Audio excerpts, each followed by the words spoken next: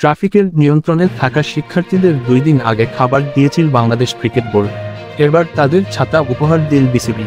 রোববার 11 আগস্ট মিরপুর শের-ই-বাংলা স্টেডিয়ামের আশেপাশে ট্রাফিক নিয়ন্ত্রণে কাজ করা শিক্ষার্থীদের 40টি ছাতা উপহার দিয়েছে বিসিবি। সোমবার আরও 60টি ছাতা বিতরণ করা হবে বলে জানিয়েছে বাংলাদেশ ক্রিকেটের নিয়ন্ত্রক সংস্থাটি। শেখ হাসিনার পদত্যাগের পর থেকেই নিরাপত্তাজনিত কারণে পুলিশ সদস্যরা কর্মবিরতিতে গেছেন। ট্রাফিক পুলিশের সদস্যদেরও সড়ক নিয়ন্ত্রণ করতে দেখা যাচ্ছে না। এমন পরিস্থিতিতে দেশের সর্বত্র সড়কের নিয়ন্ত্রণ হাতে তুলে নিয়েছেন বিভিন্ন প্রতিষ্ঠানের শিক্ষার্থী ও স্বেচ্ছাসেবকরা। কেউ সড়কের সিগন্যাল নিয়ন্ত্রণ করছেন, সিগন্যাল না মানলে চালককে বাধা দিচ্ছেন। রাস্তায় শিক্ষার্থীরা দাঁড়িয়ে থেকে নির্দিষ্ট লেনে চলাচল নিয়ন্ত্রণ করছেন।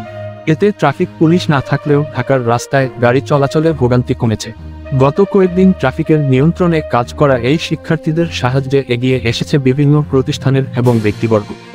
বিসিবিও সেই ধারাবাহিকতায় শুক্রবার খাবার বিতরণ করেছে।